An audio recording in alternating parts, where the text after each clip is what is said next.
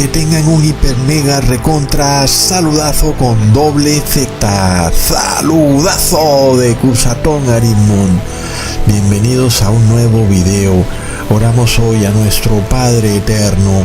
Padre amado, te rogamos, te suplicamos que no dejes de enviarnos nueva luz sobre tu palabra y que tampoco olvidemos toda esa nueva luz que hemos venido recibiendo, que esa luz permanezca en nosotros y que sea recibida en nuestro corazón, no solamente en nuestro intelecto, que de verdad transforme nuestra vida y que haga en nosotros un nuevo ser humano que acepta tu verdad y que cambia su modo de comportamiento para darte ahora la gloria y la honra solo a ti. Padre amado, que tu luz infinita siga irradiando nuestros rostros y que siga llenándonos de ese entendimiento y sabiduría que nos has dado. Pero también te pedimos perdón porque nuestra fe es débil y desde ahora nuestra fe crecerá sabiendo que tú nunca abandonas a aquellos que te aman y los que te aman son los que guardan tus mandamientos. En nombre de Jesús, amén. Wow, hermanos, este es un tremendo video. Es un video de locos. Sin embargo, en este video seguimos estudiando el capítulo 11 de Daniel para obtener más entendimiento de las profecías que Dios nos ha dejado, que nos dan luz sobre los eventos finales y que son como una lámpara a nuestros pies, de forma tal que sabemos muy bien qué es lo que viene para el mundo, aunque a veces pareciera que todo sigue igual. Es algo que debemos aprender a manejar, no para desesperarnos, no para tomar decisiones enloquecidas y apresuradas, y tampoco para olvidarnos de lo que está por ocurrir en este mundo. Entonces, en este video vamos a retomar el video que ya hicimos sobre el capítulo 11 de Daniel, en donde estuvimos analizando versículo tras versículo y explicando un capítulo de Daniel que había permanecido en la oscuridad, muy poco predicado. Por supuesto que la Iglesia Católica no quiere saber nada del libro de Daniel ni del libro del Apocalipsis, y la Iglesia Evangélica, que de alguna manera trata de balbucear profecías enloquecidas, sacando fuera de contexto versículos del Apocalipsis, es así que tampoco habla del libro de Daniel. Sin embargo, la Iglesia Adventista es la que más ha tratado de dar luz sobre el libro de Daniel, pero en lo que tiene que ver con el capítulo 11, pues es un capítulo que esta iglesia tampoco ha predicado lo suficiente. Así que esta es una nueva luz que recibimos sobre capítulos de la Biblia que no eran para nada explicados ni enseñados al pueblo santo de Dios, quien ahora es un pueblo entendido y por eso debe entender estas profecías. Y por eso, hermanos, de nuevo repasamos, inclusive desde el versículo 1 al 2, cuando el profeta Daniel empieza a recibir esta profecía. Leamos: y yo mismo en el año primero de Darío el Medo estuve para animarlo y fortalecerlo, y ahora yo te mostraré la verdad. He aquí que aún habrán 3 reyes en Persia, y el cuarto se hará de grandes riquezas más que todos ellos, y al hacerse fuerte con sus riquezas, levantará a todos contra el reino de Grecia. Aquí el ángel Gabriel le revela al profeta Daniel los eventos futuros en la geopolítica mundial. ¡Wow, hermanos! Todos a veces queremos prender el noticiero para que los masones noticiosos nos expliquen los eventos de la geopolítica mundial y plop, por supuesto que el mundo está totalmente desentendido de los verdaderos imperios que juegan un papel protagónico en la geopolítica mundial, pero ahora nosotros sí los conocemos porque están aquí en este capítulo 11 de Daniel, y nosotros sabemos ¿Quiénes son esos imperios que desatarán el fin del mundo? Y ya los empezamos a ver moviéndose, pero ocultamente, cuidadosamente y sigilosamente. Tremendo, hermanos. Entonces, el ángel Gabriel está para eso, para darle luz al pueblo santo de Dios, para que entienda qué es lo que está por ocurrir en la geopolítica global. En este caso, en el primer año del rey Darío, el ángel le dice al profeta Daniel que vendrán otros 3 reyes y que el cuarto se hará más rico que todos ellos. Recordemos que esos 3 reyes fueron Cambises, Esmerdis y el tercero fue Darío Gistapes o Darío I. Y el cuarto fue Xerxes, el cual en efecto dicen los historiadores que se hizo más rico que todos y que por eso pues se le dio por atacar a Grecia. Leamos en el versículo 3 al 4. Se levantará luego un rey valiente, el cual dominará con gran poder y hará su voluntad. Pero cuando se haya levantado, su reino será quebrantado y repartido hacia los 4 vientos del cielo, no a sus descendientes, ni según el dominio con el que dominó, porque su reino será arrancado y será para otros fuera de ellos. Este rey valiente que se levanta con gran poder es indudablemente Alejandro Magno, el rey del imperio griego. Sin embargo, históricamente ya se sabe que su reino fue quebrantado cuando Alejandro Magno apenas tenía 33 años en medio de una borrachera y una orgipiñata bailable. El pobre hombre, producto de su lujuria y lascivia, cayó desparramado en el suelo como un burro viejo y estaba muerto. Entonces, en ese momento, su reino es repartido a los 4 vientos. ¿Para qué se esforzó tanto el hombre? Y resulta que esos 4 vientos simbolizan a 4 generales que eran amigos de Alejandro Magno, que se repartieron su reino, el reino de Grecia, en 4 partes, un pedazo para cada uno. El primero fue el general Casandro, que tomó la zona de Grecia y Macedonia. El segundo fue el general Ptolomeo, que tomó la zona de Egipto. El tercero fue el general Seleuco, que tomó la zona de Siria y Asia Oriental. Y el cuarto fue el general Lisímaco, que tomó la zona de Asia Menor y Tracia. Entonces, en el versículo 4 se nos confirma que el pobre Alejandro Magno se dedicó a la vagabundería a tal punto que ni siquiera sus descendientes pues heredaron todo ese gran imperio que había forjado Alejandro Magno.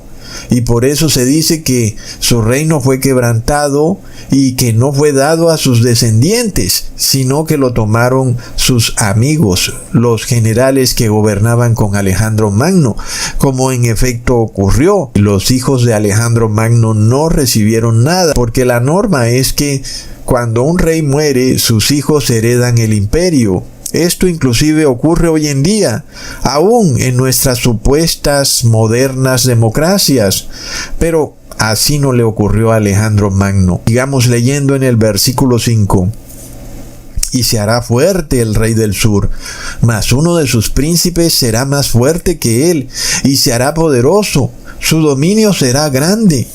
Entonces, por primera vez vemos en la palabra el término rey del sur, y ahora se nos revela cómo se van haciendo más poderosos esos 4 generales, también llamados príncipes, que se han repartido el reino de Grecia en 4 divisiones, es decir, que tomaron los 4 puntos cardinales en el mapa y a un rey o príncipe le dieron un punto cardinal. En este caso, el rey Casandro, que dominaba sobre Grecia y Macedonia, es el occidente. El rey o general Seleuco, que dominaba sobre Siria y Asia Oriental, es el norte. El rey Lisímaco, que dominaba sobre Asia Menor y Tracia, que es hoy en día Turquía, es el oriente. Y Ptolomeo, que reinaba sobre Egipto, es el sur. Entonces el rey del sur es el rey Ptolomeo. Y por eso los puntos cardinales pues nos revelan fácilmente quién es el rey del norte y quién es el rey del sur. Bueno, el rey del sur está muchísimo más claro, porque el sur de Jerusalén es Egipto. Entonces el rey del sur evidentemente es el general Ptolomeo. El rey del norte está un poquito más confuso, porque el norte de Jerusalén es Siria. Y resulta que Siria es una nación que fue conquistada muchas veces por diferentes poderes. En dicho caso, cada vez que un poder o un imperio conquistaba Siria, entonces ese imperio se convertía en el rey del norte. Entonces, de acuerdo a la historia, el general Casandro terminó siendo conquistado por el general Lisímaco, y el reino de Grecia y Macedonia terminó siendo anexado a Tracia. Pero luego el general Seleuco conquistó a Lisímaco, y entonces Macedonia y Tracia fueron agregados al imperio seleucida.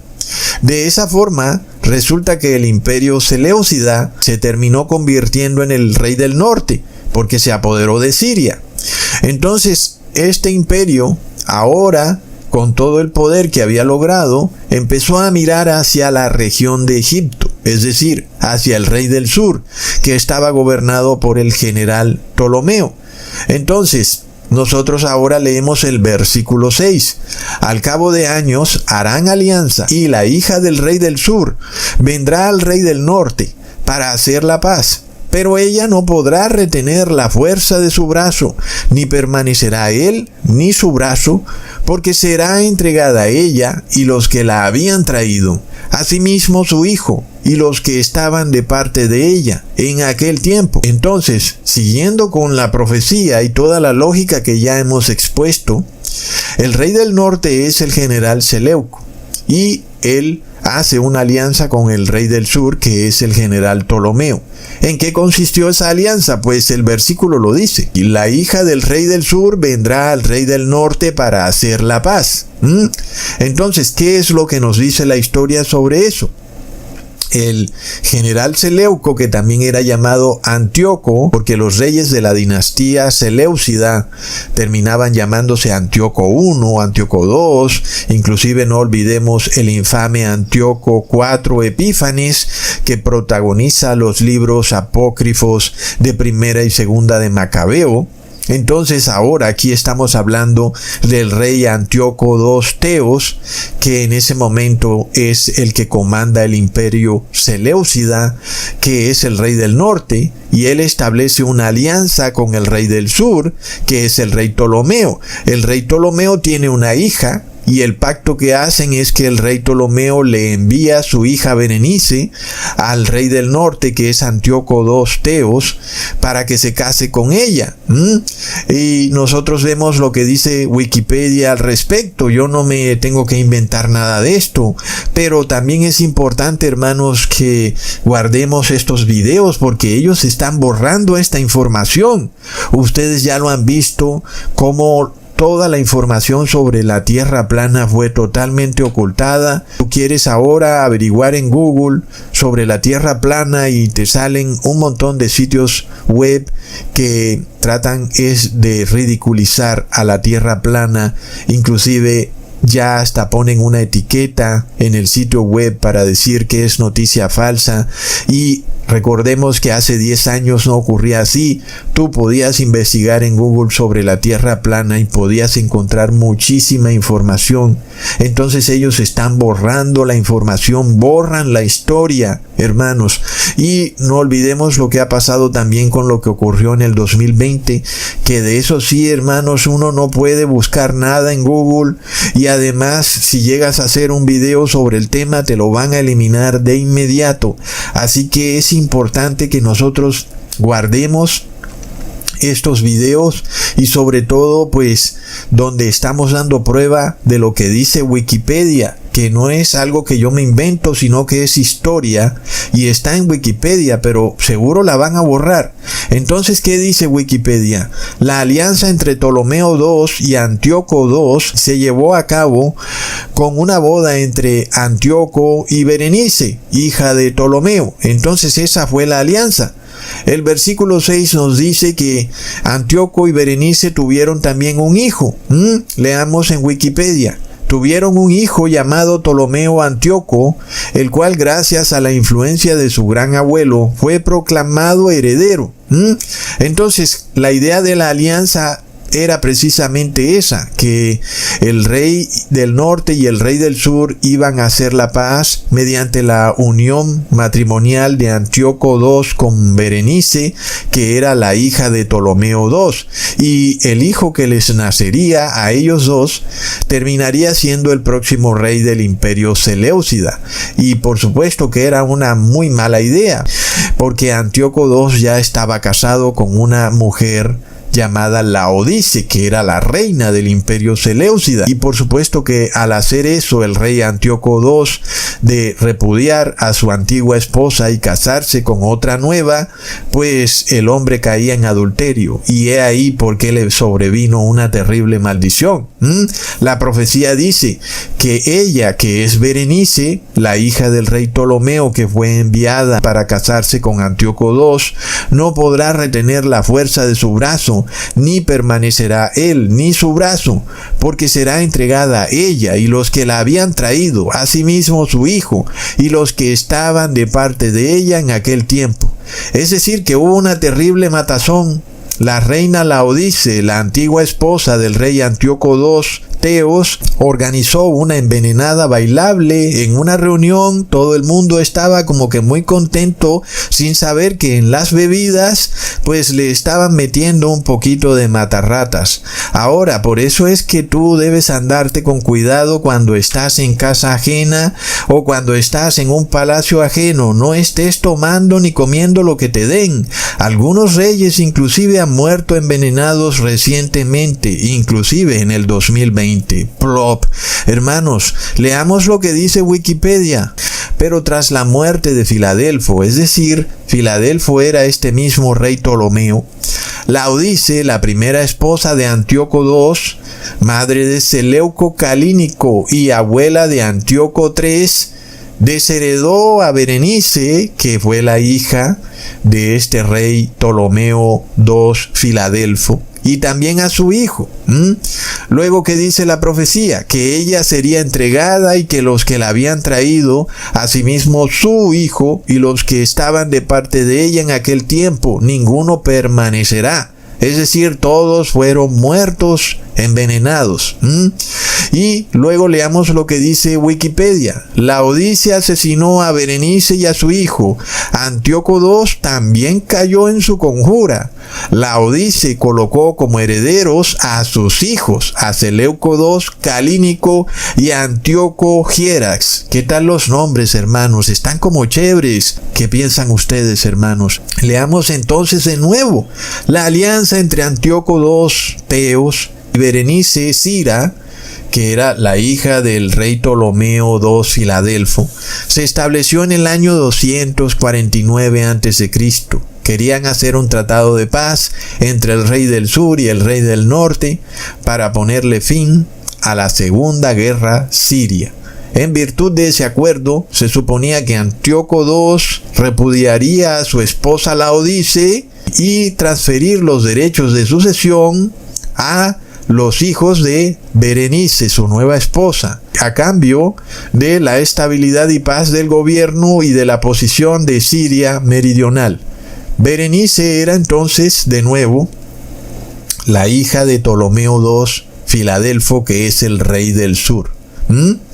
Hermanos, luego se dice, según la historia, que en el año 246 a.C., la reina Laodice, que era la antigua reina de Antíoco II Teos, asesinó a Berenice, a su hijo, a Antíoco II y a todo su séquito que había sido enviado desde Egipto. Eso, por supuesto, desencadenó una guerra llamada la Tercera Guerra Siria. En ese momento, como ya había muerto el padre de Berenice, que era el rey Ptolomeo II Filadelfo, ahora es el hermano de Berenice, el rey Ptolomeo III Evergetes. Este le declaró la guerra al imperio Seleucida en busca de venganza por lo que le hicieron a su hermana. Entonces Ptolomeo se dispuso a invadir el imperio Seleucida en ese mismo año. Y leamos en el versículo 7 del capítulo 11. Mas del renuevo de sus raíces se levantará uno sobre su silla. Ese renuevo de sus raíces es el hijo del padre de Berenice, es decir, su hermano, que viene de su raíz, es decir, hijo de su padre. Y vendrá al ejército y entrará a la fortaleza del rey del norte, es decir, entrará a Siria y a todas las regiones que tenía el imperio seleucida, y hará en ellos su voluntad y predominará, es decir, ganará la guerra. Entonces, claro, el rey Ptolomeo III Evergetes se molesta mucho porque su hermana Berenice fue asesinada por la reina celosa Laodice. Y por supuesto, entonces él se desató en una venganza, se levantó sobre su silla imperial, como dice la profecía, para reunir un gran ejército y entrar en batalla y darle su merecido al rey del norte, como en efecto ocurrió. Esto es lo que se conoce como la Tercera Guerra Siria, que va del año 246 al año 241 a.C. Vamos hacia atrás porque vamos hacia el año 0. Entonces, aunque avanzamos en la historia, en los años vamos hacia atrás. Entonces, ¿qué pasa, hermanos? Claro, Ptolomeo III Evergetes, el hermano de Berenice, pues decidió vengarse duramente contra lo que hicieron con su hermana. El general Ptolemaico se apropió de una región llamada Coele Siria, que es la actual Siria. Antes se llamaba Coele Siria. Y también avanzó en Mesopotamia y llegó hasta Seleucia, en el Tigris y cerca de Babilonia, aunque él se vio obligado a detener su avance debido a problemas internos como hambruna y el bajo nivel del río Nilo. Ptolemaico, o el rey Ptolomeo III Evergetes, pudo mantener regiones clave dentro del rey del norte, que fueron Siria, Asia Menor y Tracia, que es lo que es hoy Turquía. Sin embargo, tuvo que devolverse hacia Egipto. Leamos en el versículo 8 al 9. Y aún los dioses de ellos, con sus vasos preciosos de plata y de oro, llevará cautivos en Egipto, y por algunos años se mantendrá contra el rey del norte. Así entrará en el reino el rey del mediodía, y volverá a su tierra. Hermanos, entonces, el versículo 8 está muy claro en la historia, pues esto aquí no hay vuelta de hoja, tú lo buscas en Wikipedia y te sale facilito. En la Tercera Guerra Siria, el rey Ptolomeo III Evergetes invadió al rey del norte, que es el imperio seleucida, y su victoria fue tal que se apropió de innumerables tesoros, entre esos estatuas idolátricas de plata y oro, que los persas y seleucidas habían saqueado de Egipto. Y entonces él se apoderó nuevamente de todos esos tesoros valiosísimos y se los llevó de vuelta para Egipto. De esta forma entonces se cumplió perfectamente la profecía, y en el versículo 9 se cumple lo que ya habíamos dicho, que el rey del sur, que aquí es descrito como el rey del mediodía, que es otra palabra que usa la Biblia para describir el sur, el mediodía es el mismo sur. En este caso él vuelve a su tierra. Ya les expliqué los motivos, por algunas razones de hambruna dentro del ejército, porque el nivel del río Nilo había bajado y entonces había una sequía y los alimentos no estaban fáciles, y entonces tuvo que devolverse a Egipto. Leamos en el versículo 10. Mas los hijos de aquel se airarán y reunirán multitud de grandes ejércitos, y vendrá a gran prisa e inundará y pasará y tornará y llegará con ira hasta su fortaleza. Entonces, aquí esto también está muy fácil de entender. Los hijos de aquel son por supuesto los hijos del que fue atacado, que es el rey del norte, y sus hijos, es decir, los hijos de Antíoco II Teos con su esposa Laodice eran este señor Seleuco II Calínico y Antíoco Gieras. Eran sus dos hijos y por supuesto eran ellos los que estaban llamados a vengarse y a atacar la fortaleza del rey del sur. Y fue así como ocurrió esto también dentro de la misma tercera guerra siria. Entonces vemos que está claro en la profecía algo que ocurrió históricamente. Los hijos de Laodice contraatacan al rey del sur y logran recuperar algunas regiones, aunque su victoria no fue completa. Leamos en el versículo 11 de Daniel: por lo cual se enfurecerá el rey del sur, y saldrá y peleará contra el rey del norte, y pondrá en campaña multitud grande, y toda aquella multitud será entregada en su mano.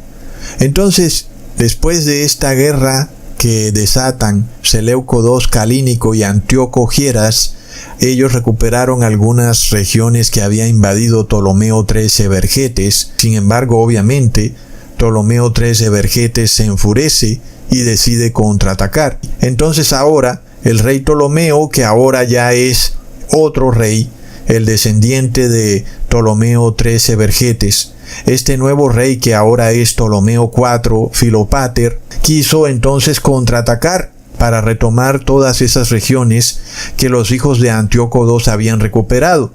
Esto también lo vemos en Wikipedia fácilmente, que es lo que se llamó la batalla de Rafa, que está dentro de lo que se llamó la Cuarta Guerra Siria, entre Ptolomeo IV Filopater, que es el rey del sur, y estos hijos de Antíoco II Teos, que son el rey del norte, del imperio Seleucida.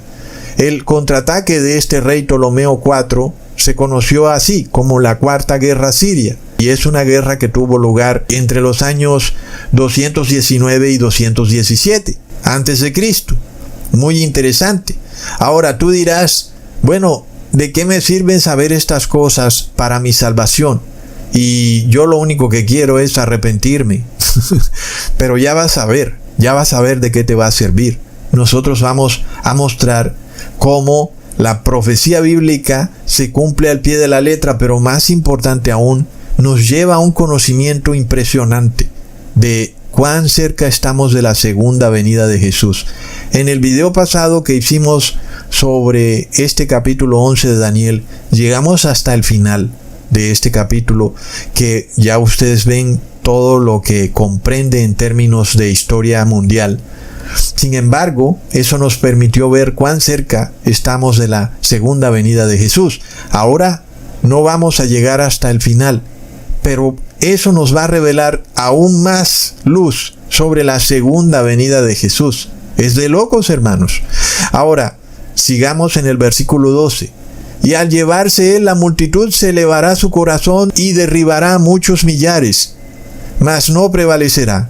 El rey Ptolomeo IV, también llamado Ptolomeo Filopater, después de esta victoria, decidió, igual que Alejandro Magno, dedicarse a una vida desenfrenada y lujuriosa, y de nuevo el rey cayó muerto desparramado como un burro viejo, y murió, por lo cual se cumplió la profecía que dice, no prevalecerá.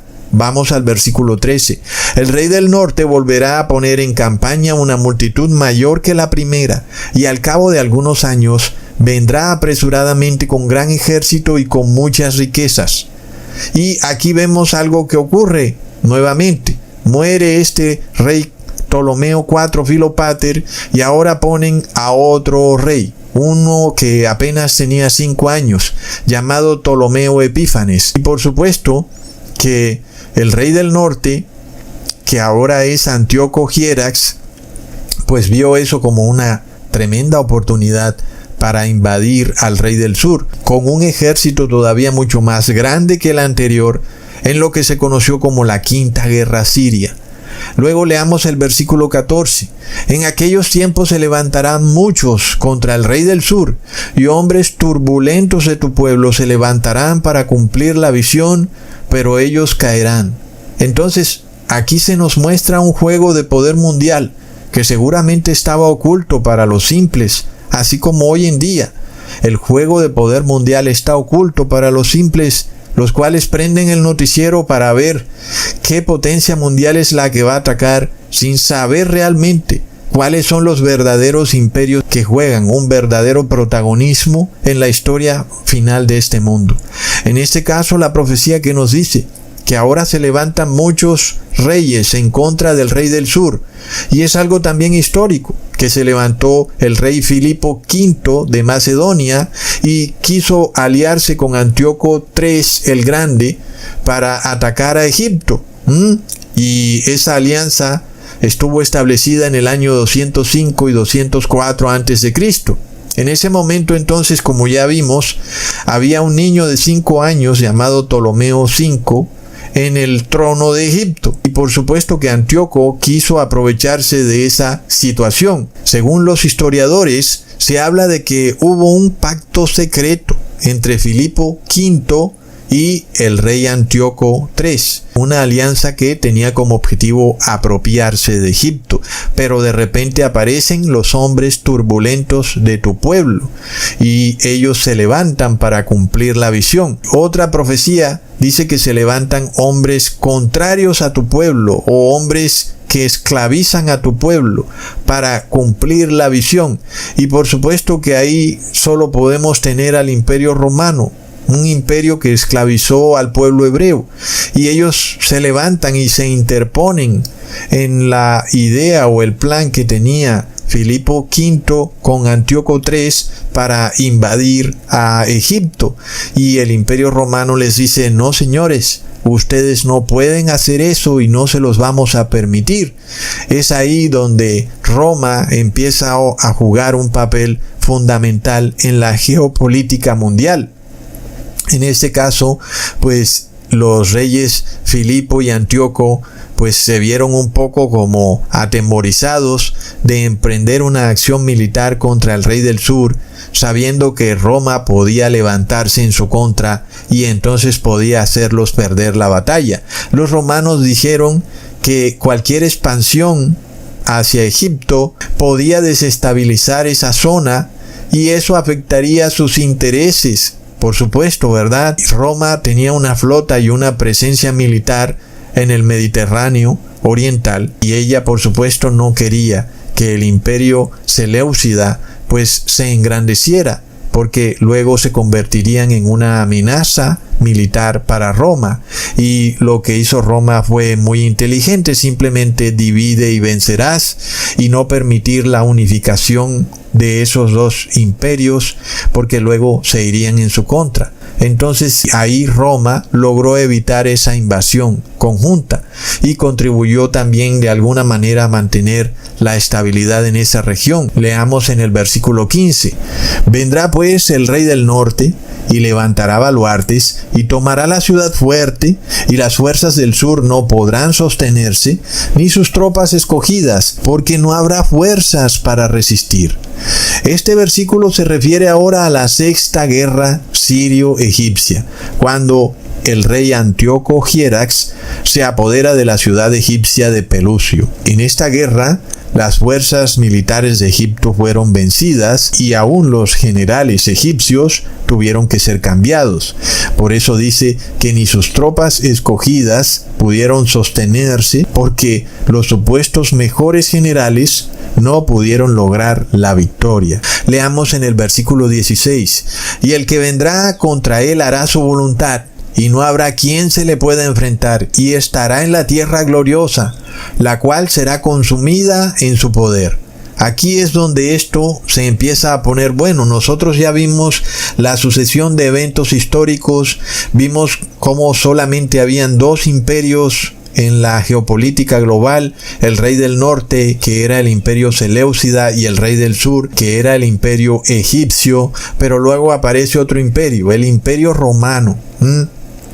Este es el que dice la palabra que hará su voluntad, no habrá quien se le pueda enfrentar, y luego llegará hasta la tierra gloriosa, la cual luego sería destruida por el mismo imperio romano. Entonces es un versículo que está clarísimo en la historia, yo no tengo tampoco que hacer mucho esfuerzo aquí.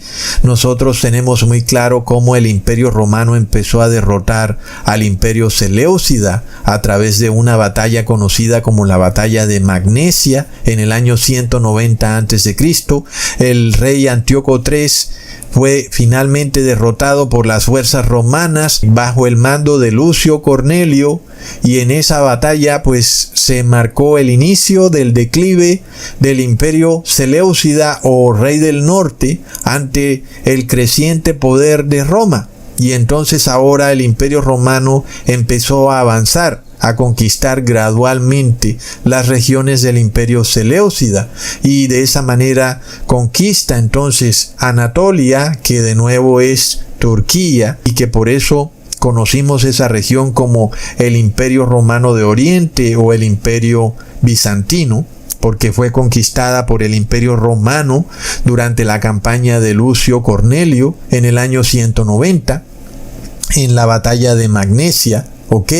Luego viene el Imperio Romano y conquista Siria en lo que se conoció como un tratado, el Tratado de Apamea, en el año 188 a.C.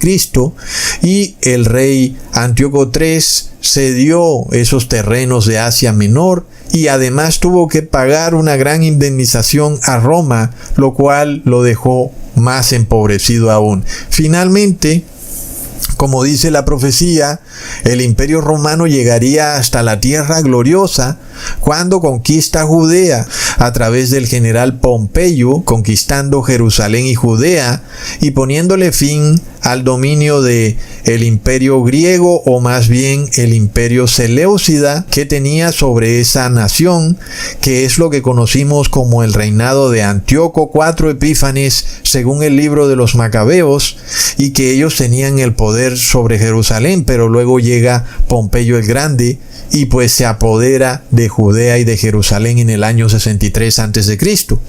Entonces, esto se cumple a la perfección, hermanos, es decir, es de locos.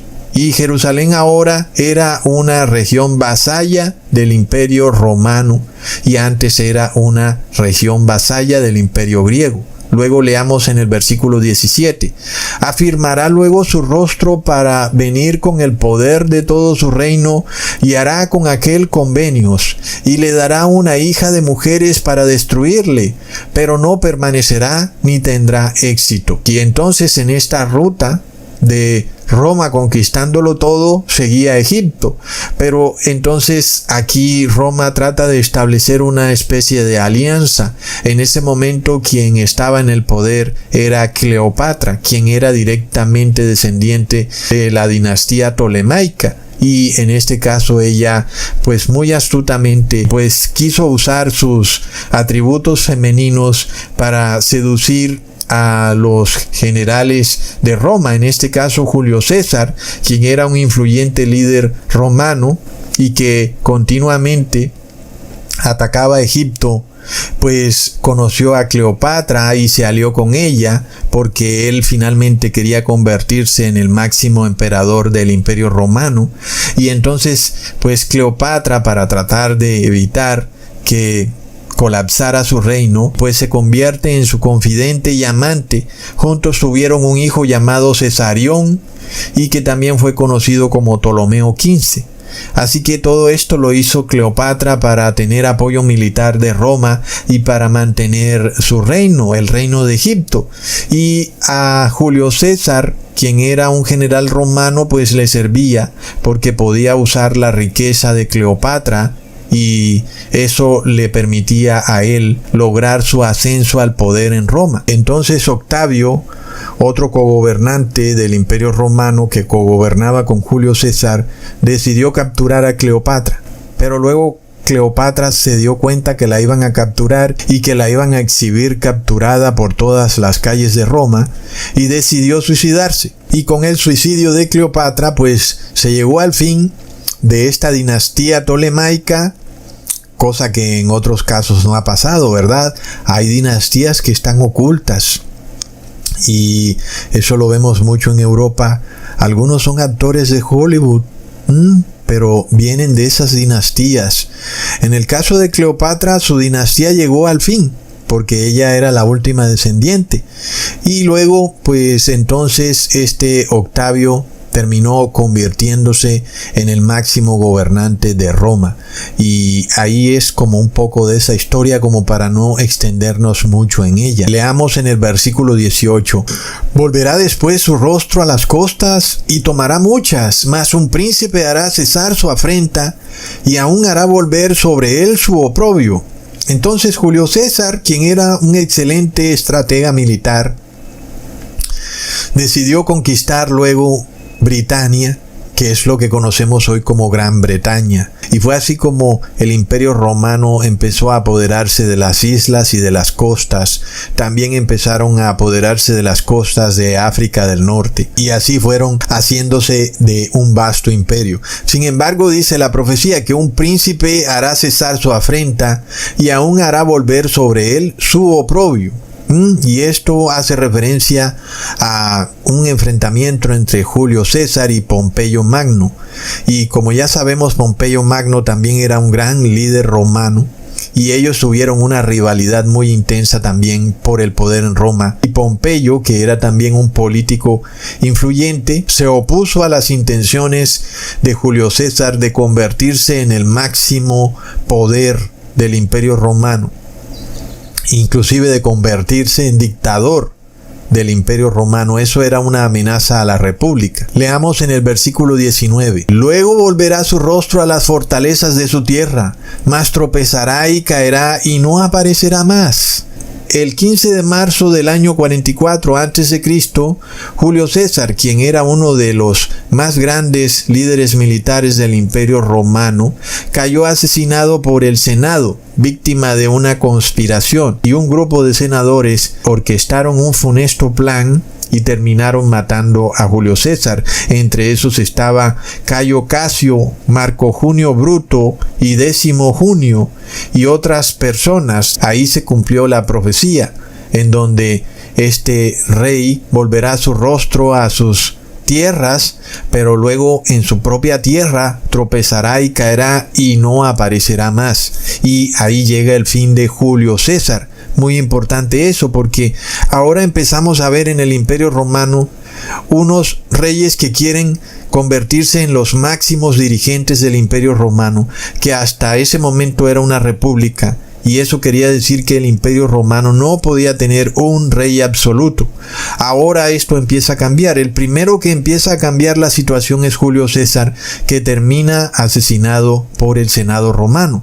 Luego leamos en el versículo 20. Y se levantará en su lugar uno que hará pasar un cobrador de tributos por la gloria del reino, pero en pocos días será quebrantado, aunque no en ira ni en batalla.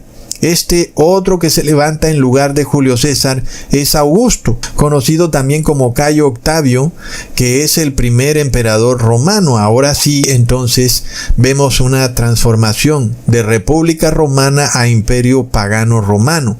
Y luego, cuando se refiere a que él hace pasar un cobrador de tributos, pues hace referencia a que este emperador Augusto es el primero en establecer un sistema de tributos dentro del Imperio Romano, lo cual se conoció como una reforma fiscal, y también creó un sistema de pensiones, y también creó el famoso impuesto sobre las ventas, que hoy en día hasta lo tenemos en los alimentos, y también empezó a hacer los famosos censos, que eran prohibidos por la palabra de Dios, donde Jehová le dice a Moisés que no contara al pueblo, y también se lo dice a David, pero vemos que en el Imperio Romano pues ya se empezaba a contar al pueblo. Y luego dice la profecía que en pocos días sería quebrantado, pero no en ira ni en batalla. Entonces Augusto, que también fue llamado Octavio, terminó muriendo de causas naturales el 19 de agosto del año 14 después de Cristo, a la edad de 75 años, y no se sabe exactamente cuál sería la razón de su muerte, pero de nuevo parece que pudiera ser una esposa celosa que de repente terminó envenenando a su esposo. Plop, hermanos. Entonces leamos en el versículo 21. Y le sucederá otro en su lugar, un hombre despreciable, al cual no darán la honra del reino, pero vendrá sin aviso y tomará el reino con halagos. Aquí este hombre despreciable es Tiberio, que es quien le sucede a Augusto. Tiberio se convierte en el segundo emperador romano y también se convirtió en el primer hombre, o tal vez el único, diría yo, en ser descrito en la palabra de Dios como hombre despreciable. Entonces, retomando, hermanos, cuando muere el emperador Augusto, pues el que toma el liderazgo del imperio es su hijo, y en este caso era Tiberio. Y esto fue de alguna manera algo pues incierto, porque muchos no pensaban que Tiberio sería capaz de tomar el reino. Pero luego Tiberio tuvo mucho carisma, mucha habilidad política y logró tomar el reino con halagos. Tiberio en su juventud también fue un gran general. Sin embargo, a pesar de esos logros militares, se le recuerda como un hombre oscuro, recluido, sombrío, y que generalmente decía que no quería ser emperador de Roma. Hasta lo llamaban el hombre triste. Tiberio Julio murió en el año 37 después de Cristo. Entonces ahí tenemos a un tercer gobernador máximo y absoluto del Imperio Romano. Primero Julio César, luego Augusto y luego Tiberio.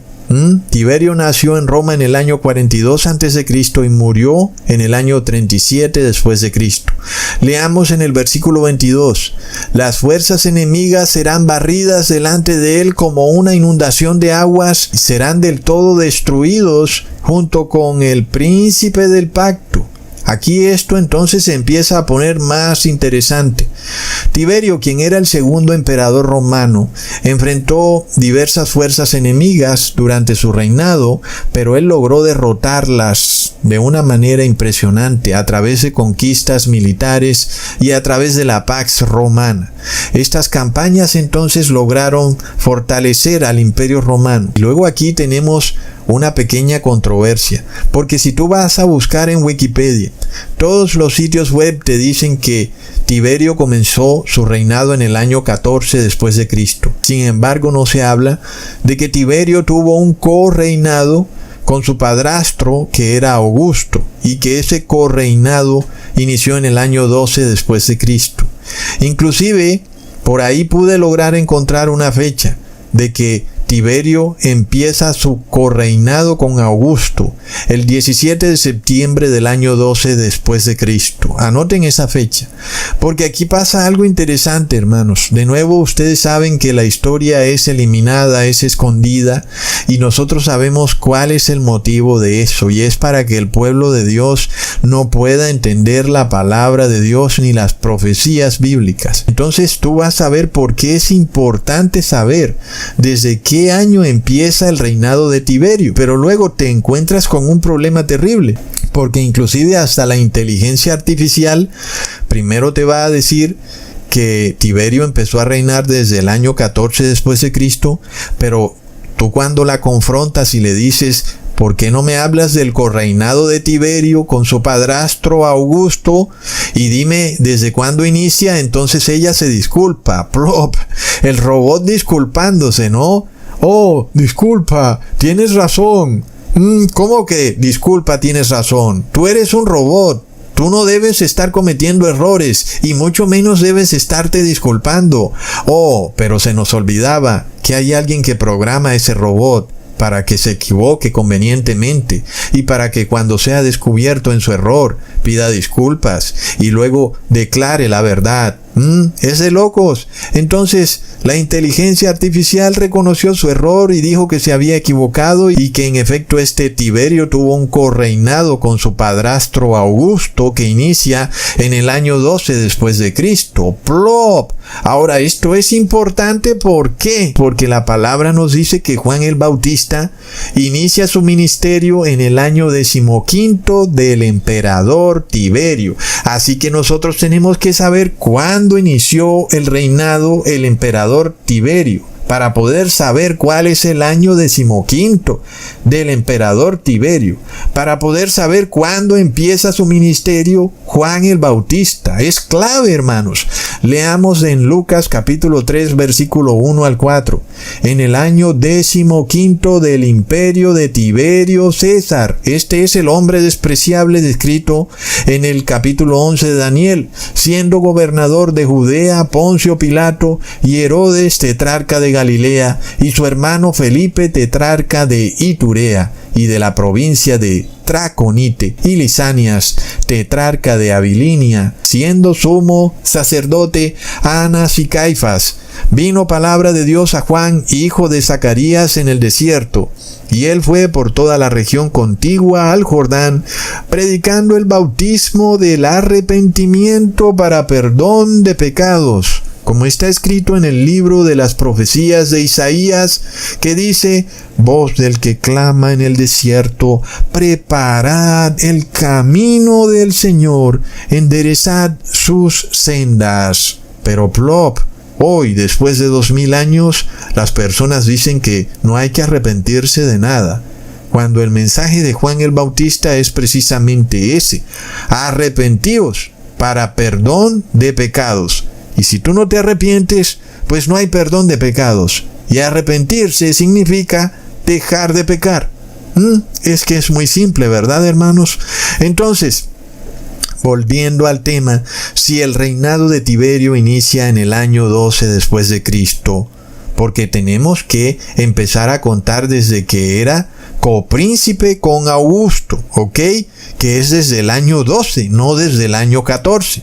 Entonces, si le sumamos 15 años, porque Juan el Bautista empieza a predicar en el 15º año de Tiberio, pues eso nos lleva al año 27 después de Cristo. Entonces, ahí la palabra nos dice que inicia el ministerio de Juan el Bautista en el año 27, hermanos. Plop. Entonces, ¿qué pasa? Es en el año 27, que es el 15º año del emperador Tiberio. Ahora ustedes ya pueden entender por qué quieren esconder el correinado de Tiberio con su padrastro Augusto, para esconder que el reinado o correinado de Tiberio inicia desde el año 12 después de Cristo, no desde el año 14 después de Cristo, porque si nosotros vamos a coger la fecha que te sale en Google de inmediato del inicio del reinado de Tiberio, que es el año 14 después de Cristo, y le vas a sumar los 15 años del reinado de Tiberio, pues eso te va a llevar al año 29 después de Cristo, y plop, estás perdido totalmente en la profecía. No entiendes nada, ni nada tiene lógica, ni nada tiene sentido. Entonces nosotros sabemos, hermanos, que hay ciertos poderes muy interesados en descuadrar todas las fechas bíblicas, porque esas fechas nos llevan perfectamente a la pronta venida de nuestro Señor Jesús, hermanos, recontra plop. Es decir, hermanos, que así como los reyes sabios sabían cuándo iba a venir el niño Jesús, así nosotros vamos a saber cuándo viene nuestro Señor Jesucristo, con fechas, hermanos, matemáticamente. Es de locos. Ahora alguien, si no me cree, que me pruebe lo contrario. Entonces, hermanos, nosotros vemos que hay un poder interesado en esconder la historia por toda la web. Te dicen una verdad parcial, que a la final es una mentira, porque te dicen que el emperador Tiberio empezó su reinado desde el año 14 después de Cristo, y no mencionan que el emperador Tiberio correinó conjuntamente con su padrastro Augusto desde el año 12 después de Cristo. Entonces, leamos en el versículo 7 del mismo capítulo para demostrar que Juan el Bautista empezó a bautizar inmediatamente en ese año 27 después de Cristo, que es el 15º año del reinado del emperador Tiberio. Leamos del versículo 7 al 8. Y decía a las multitudes que salían para ser bautizadas por él: oh generación de víboras, ¿quién os enseñó a huir de la ira venidera? Haced pues frutos dignos de arrepentimiento y no comencéis a decir dentro de vosotros mismos, tenemos a Abraham por padre, porque os digo que Dios puede levantar hijos a Abraham aún de estas piedras. Miremos otra cosa muy interesante, hermanos, que Jesús es bautizado días después de que Juan empieza su ministerio. Y eso también nos revela que Jesús fue bautizado en el año 27 después de Cristo, que es el 15º año de Tiberio. Muy importante, hermanos, es de locos. Leamos en el versículo 21 al 22 del mismo capítulo. Aconteció que cuando todo el pueblo se bautizaba, también Jesús fue bautizado, y orando, el cielo se abrió y descendió el Espíritu sobre él en forma corporal como paloma, y vino una voz del cielo que decía, tú eres mi Hijo amado, en ti tengo complacencia.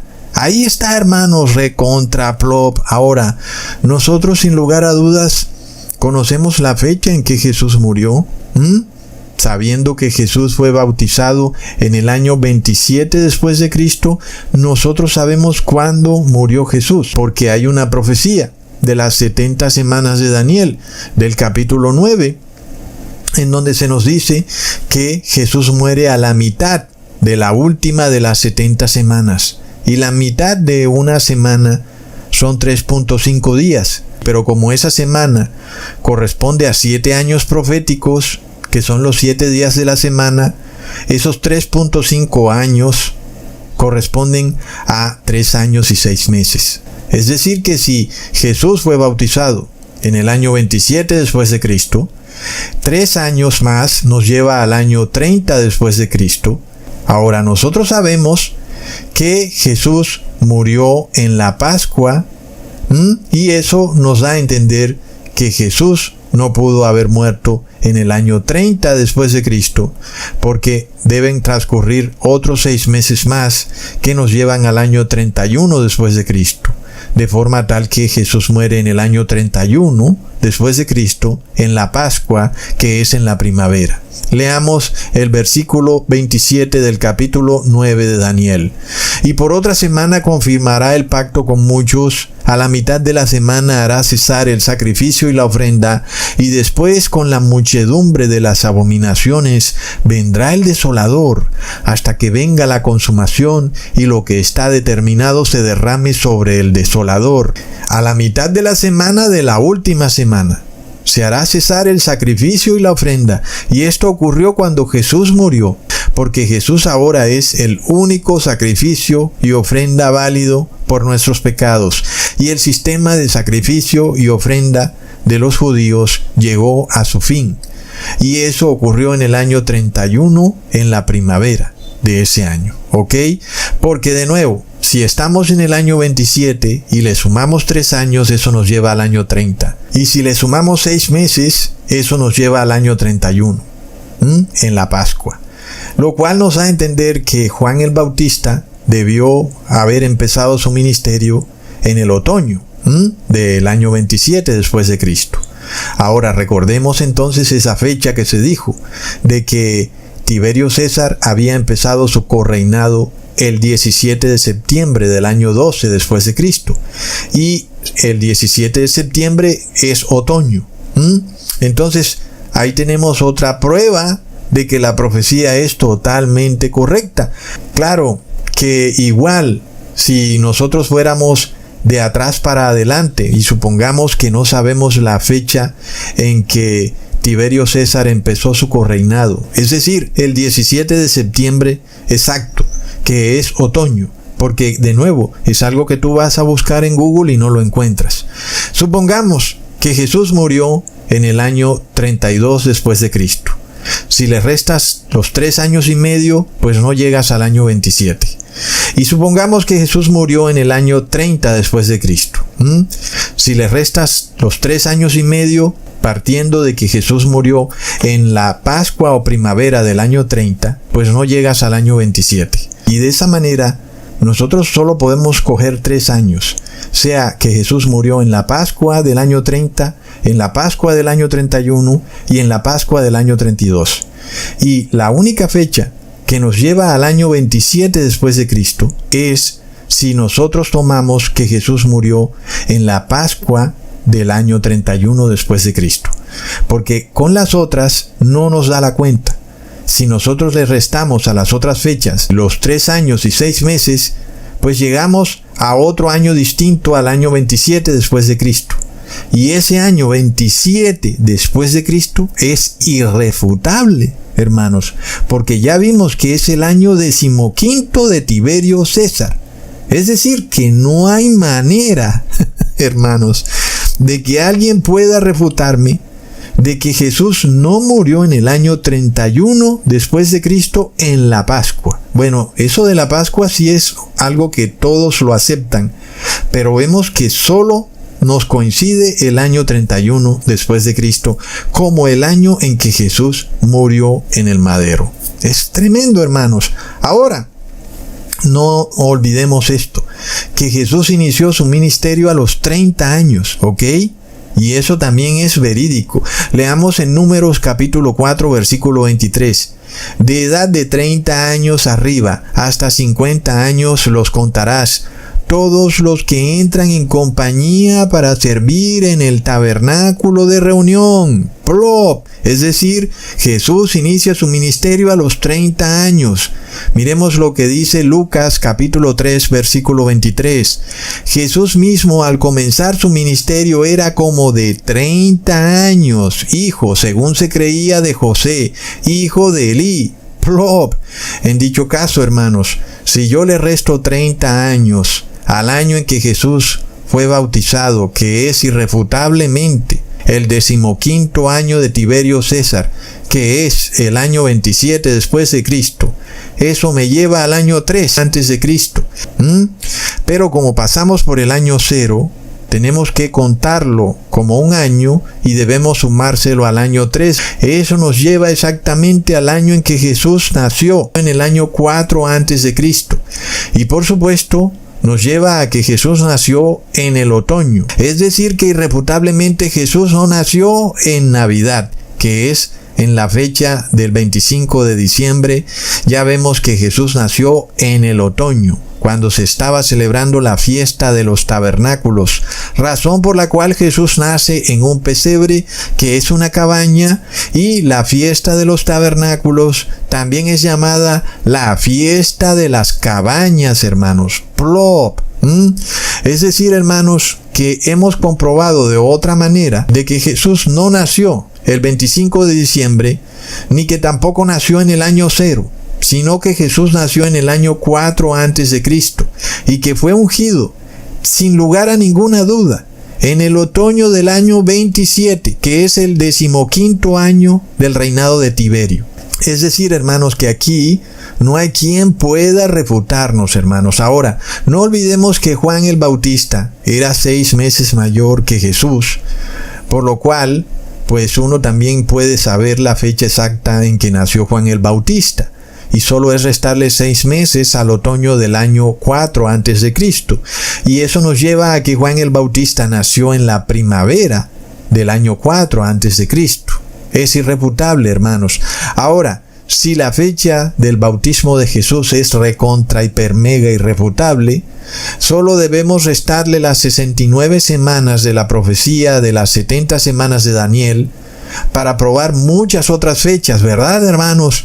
Leamos en Daniel capítulo 9, versículo 25.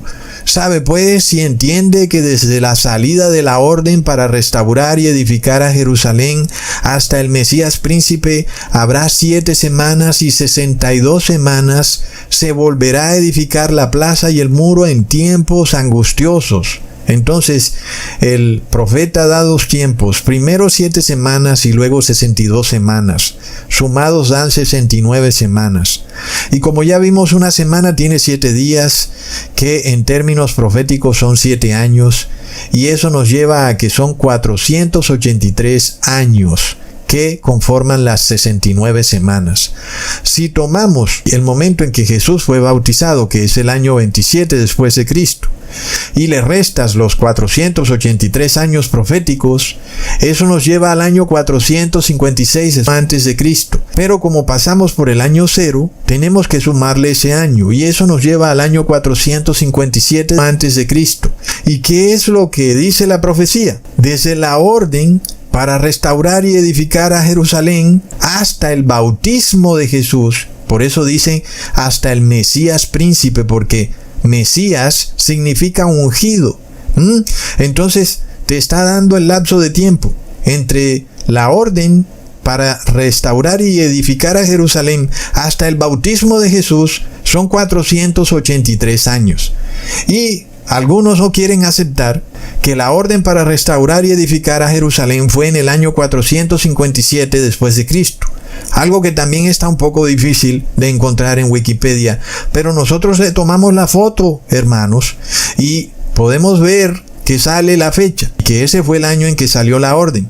Pero nosotros ahora también lo podemos entender, no por Wikipedia, sino por la misma palabra de Dios, que nos muestra que la fecha en que Juan el Bautista bautizó a Jesús es el año 27 después de Cristo.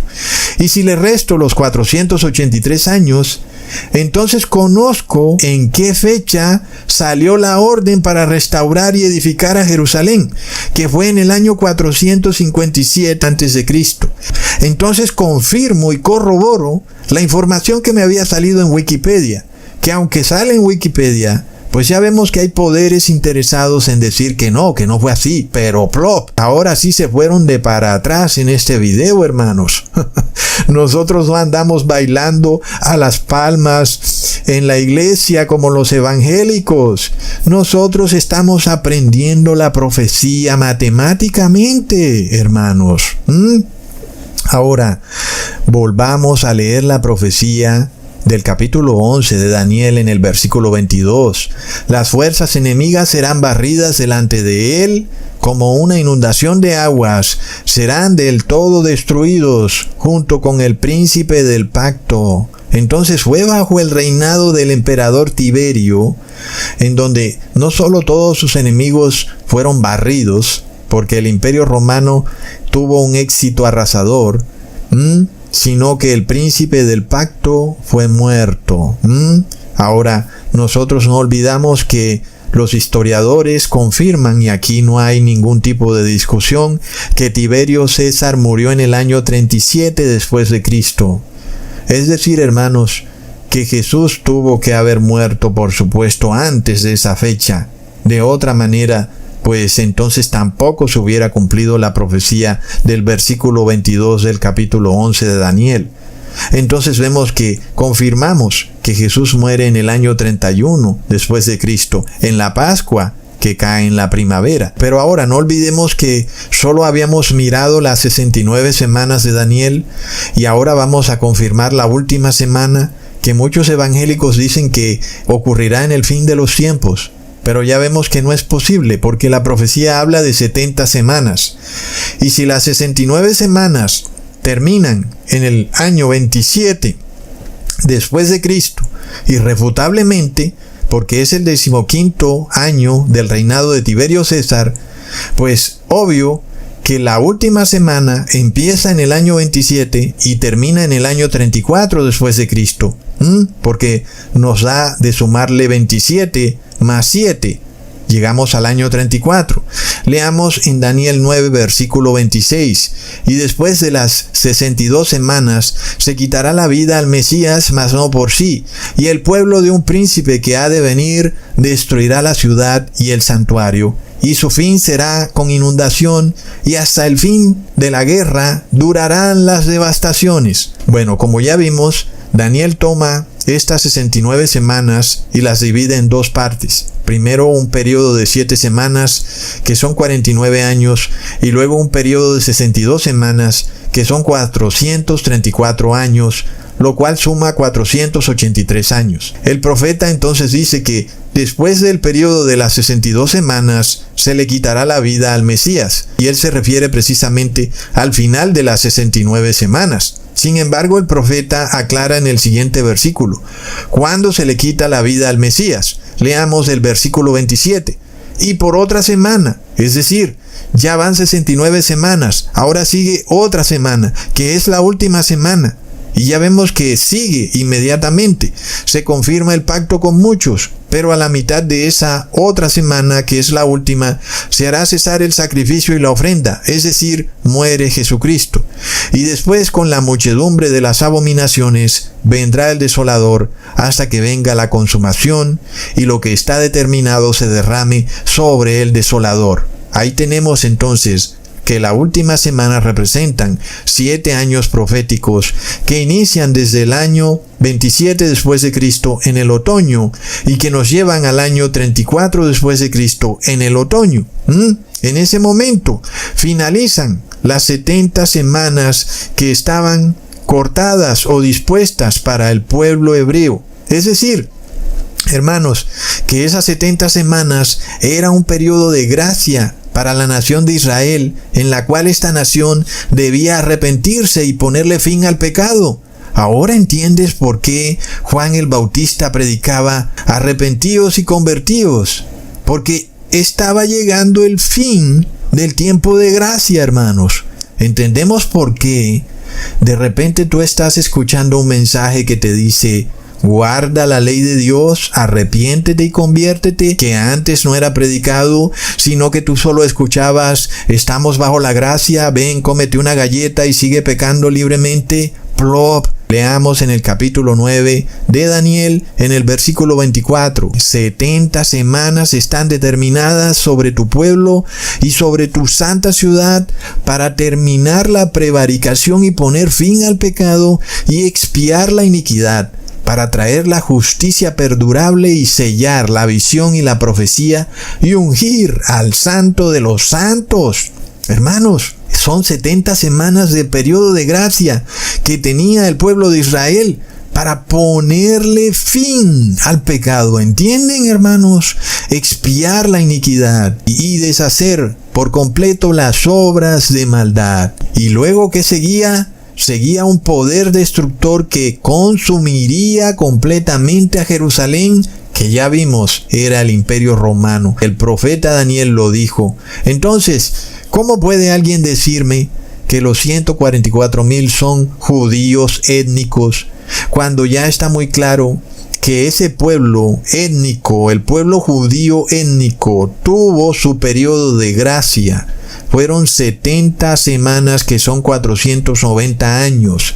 Esa nación, los habitantes de Jerusalén, tuvieron ese tiempo para arrepentirse, pero plop, no se arrepintieron. Antes mataron a aquel que venía a advertirles y a ayudarlos para que se pudieran arrepentir. Es de locos, hermanos. Leamos en Mateo capítulo 18, versículo 21 al 22.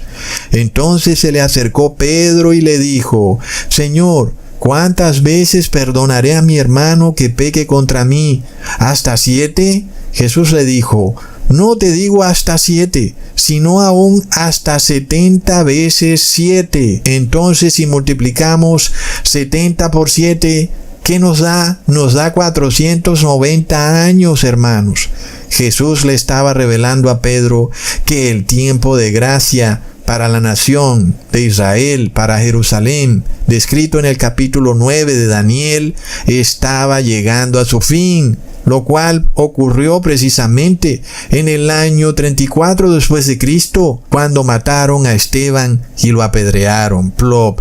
Se dice por muchos que la prédica de la existencia de un tiempo de gracia es una prédica adventista, pero podemos ver que está clarísimo en la profecía de las 70 semanas de Daniel, y también en las palabras de Jesús podemos ver un paralelismo muy claro que nos confirma que no solo había un tiempo de gracia para la nación de Israel, sino para muchas naciones, para Egipto, para Babilonia, para Jerusalén y también para los tiempos finales, hermanos. Entonces, esto no es de ninguna religión, hermanos, esto es profecía bíblica.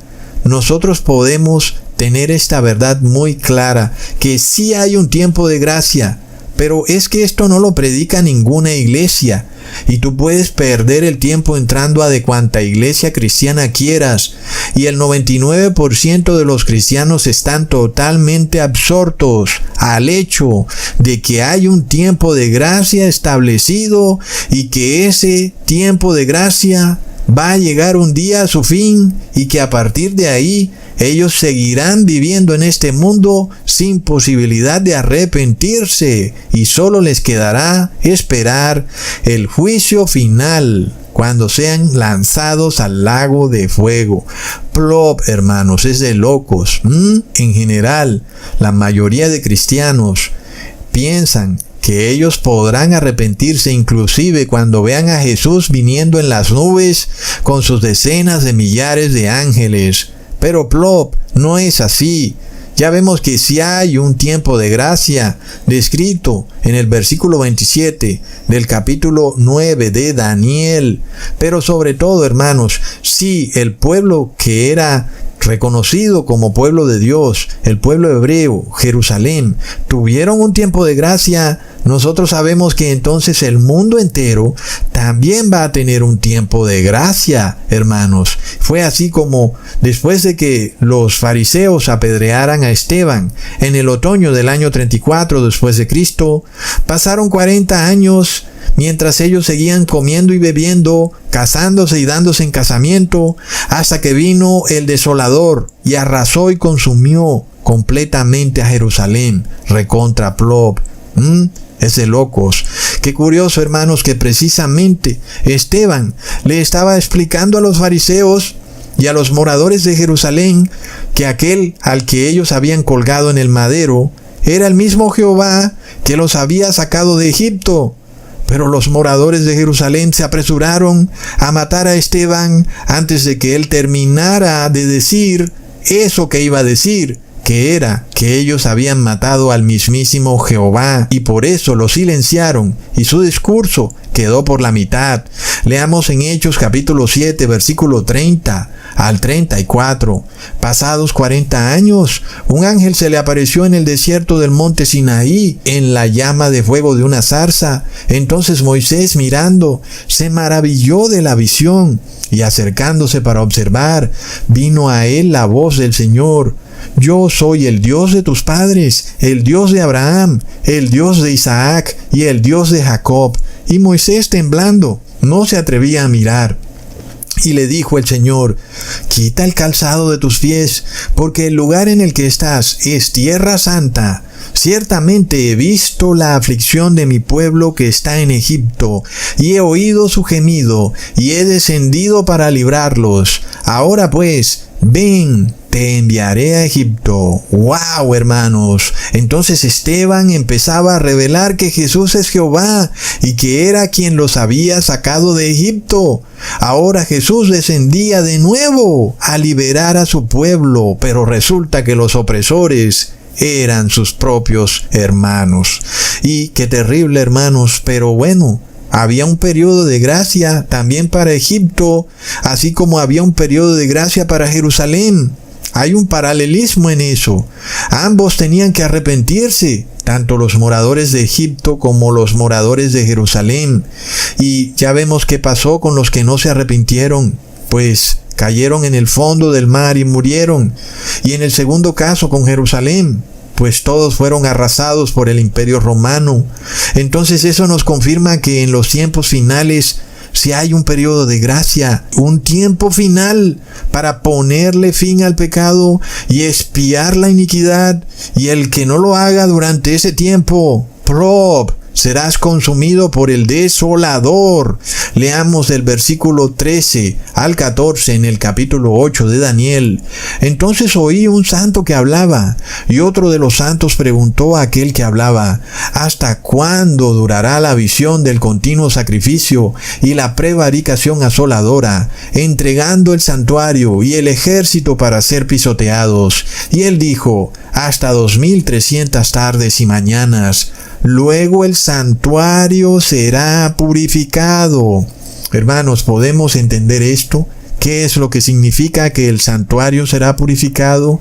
Es decir, que desde ese momento empieza el fin del tiempo de gracia. El santuario empieza a ser purificado del pecado. Y si empieza a ser purificado, pues quiere decir que no va a venir más pecado. Porque si no, entonces ¿para qué lo va a empezar a purificar, verdad? Es decir, que mejor que lo deje como está. Que no lo empiece a purificar, porque a la final nunca parará de purificarlo. Pero eso nos revela que si empieza a ser purificado, es porque va a terminar en un momento a dejar de ser purificado. Entonces aquí vemos otro periodo. Son 2300 años, lo cual, como ya les había dicho, inician desde el año en que se dio la orden para restaurar y edificar a Jerusalén, que fue en el año 457 después de Cristo. Por lo tanto, si le sumamos al año 457 los 2300 años, eso nos lleva al año 1843. Pero de nuevo, como pasamos por el año 0, debemos sumarle un año. Y eso nos lleva al año 1844. De nuevo, así como Jesús fue bautizado en el otoño, asimismo, este inicio del fin del periodo de gracia cae también en el otoño del año 1844. Entonces, ¿qué fiesta ocurre en el otoño? Leamos en Levítico capítulo 23, versículos 26 al 30. También habló Jehová a Moisés diciendo: a los 10 días de este mes séptimo será el día de expiación. Tendréis santa convocación y afligiréis vuestras almas y ofreceréis ofrenda encendida a Jehová, y ningún trabajo haréis en este día, porque es día de expiación, para reconciliaros delante de Jehová vuestro Dios, porque toda persona que no se afligiere en este mismo día será cortada de su pueblo. Cualquiera persona que hiciere trabajo alguno en este día, yo destruiré a la tal persona de entre su pueblo. Entonces tenemos otra fiesta que ocurre en el otoño, que es la fiesta que cae en el mes de Tisrei, que también está entre los meses de septiembre y octubre, que es la fiesta del día de la expiación. Por eso nosotros vemos que coincide perfectamente con el fin de las 2300 tardes y mañanas que caen en el otoño de 1844. Jesús inicia entonces la limpieza y purificación del santuario. Y esta es una fiesta que es un periodo para reconciliarse con Jehová. Y dice que la persona que trabaje en dicha fiesta será expulsada del pueblo santo de Dios, lo que espiritualmente significa que aquellos que quieran salvarse por obras, por ritos, por pastillas, y bueno, ustedes ya saben, por cualquier otro medio, el que quiera salvarse de esta manera perderá su vida, tal y como Jesús lo dijo. Ahora, la pregunta muy grande es: ¿cuándo acaba entonces la purificación del templo, hermanos? O este día de la expiación que empieza en otoño de 1844.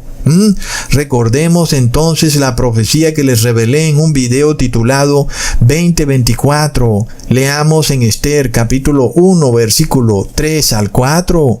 En el tercer año de su reinado hizo banquete a todos sus príncipes y cortesanos, teniendo delante de él a los más poderosos de Persia y de Media, gobernadores y príncipes de provincias, para mostrar él las riquezas de la gloria de su reino, el brillo y la magnificencia de su poder, por muchos días, 180 días. Hermanos, en el tercer año del reinado del rey Asuero, de nuevo se realiza otra fiesta, pero esta fiesta dura 180 días. Así que si le sumamos los 180 días, que son 180 años proféticos, a 1844, eso nos lleva al año 2024, y esto es de locos, hermanos, que finalizó exactamente en el 31 de diciembre del 2023, Es de locos. Las coincidencias no existen, hermanos. Les muestro la página web, pero no les puedo decir mucho porque ustedes ya saben qué fue lo que fue puesto en marcha en el 2020 y que aquí, en la misma página de este poder, se dice que finalizó el 31 de diciembre del 2023. Fue la imposición del 666 a nivel global, en donde el 65% de la población durante ese periodo del 2020 al 31 de diciembre del 2023 recibió el 666. ¿Y qué dice eso, hermanos? Que el tiempo de gracia finalizó para ellos. ¡Plop! Hermanos. Aunque nosotros quisiéramos que ellos tuvieran una segunda oportunidad. Claro que sí, pero es lo que estamos viendo en la profecía, hermanos. Sin embargo, nuestro corazón le pide a Dios, si tal vez fuera posible, que ellos tuvieran una segunda oportunidad. Pero por eso nosotros no podemos decir algo distinto a lo que nos es revelado. Nosotros solo podemos pronunciar las palabras que Dios nos dice que declaremos. En este caso, hermanos, la palabra nos dice que quienes reciben el 666 ya no tienen salvación. Y esto se confirma con el fin de la fiesta, donde se dice que empieza a terminar esta purificación del templo. ¿Es acaso casualidad, hermanos, que coincida exactamente con el fin de la imposición del 666, que fue el 31 de diciembre del 2023? ¿Es casualidad que justo en el 2024 se acaba esta fiesta decretada por el rey Asuero? ¿Es acaso eso casualidad, hermanos? Pero claro, alguien podría decir, oh no, Ecusatón, quiere decir que ya nadie puede salvarse entonces. Pero en el mismo capítulo se nos revela otro pequeñito tiempo de gracia adicional que es decretado por el rey Asuero. Veamos en el versículo 5. Y cumplidos estos días, hizo el rey Asuero otro banquete por 7 días en el patio del huerto del palacio real a todo el pueblo que había en Susa, capital del reino, desde el mayor hasta el menor. ¿Acaso estas palabras, desde el mayor hasta el menor, son coincidencia? Porque cuando leemos Apocalipsis 13, versículo 17, dice que todos, pequeños y grandes, reciben una marca, así como la fiesta del rey Asuero es para el mayor hasta el menor. Es decir, que ambos pueblos, el pueblo de Dios y el pueblo impío, son probados. No se escapa nadie. Todos son probados en el último pequeño tiempo de gracia. Son 7 últimos años que van desde que tomamos el año 2024, le sumamos 7 años y eso nos lleva al año 2031. Pero ojo, hermanos, porque nosotros recordemos que la fiesta del rey Asuero y este pequeñito tiempo de gracia, esta pequeña fiesta adicional que él decreta, finaliza inesperadamente. Leamos en el versículo 10 al 12. El séptimo día, estando el corazón del rey alegre del vino, es decir, todavía la fiesta está en marcha, mandó a Meumán, a Vista, a Arbona, Victa, a Bacta, Setar y Carcas, 7 eunucos que servían delante del rey Asuero, que trajesen a la reina Vasti a la presencia del rey con la corona regia, plop, para mostrar a los pueblos y a los príncipes su belleza, porque era hermosa. Mas la reina Vasti no quiso comparecer a la orden del rey enviada por medio de los eunucos, y el rey se enojó mucho y se enardeció su ira. Hermanos, ¿qué era lo que debía mostrar la reina Vasti? La corona regia. ¿Y qué mensaje hemos visto que se ha venido predicando con fuerza desde el 2020? Que nadie tome tu corona. Ustedes ya saben la palabra corona,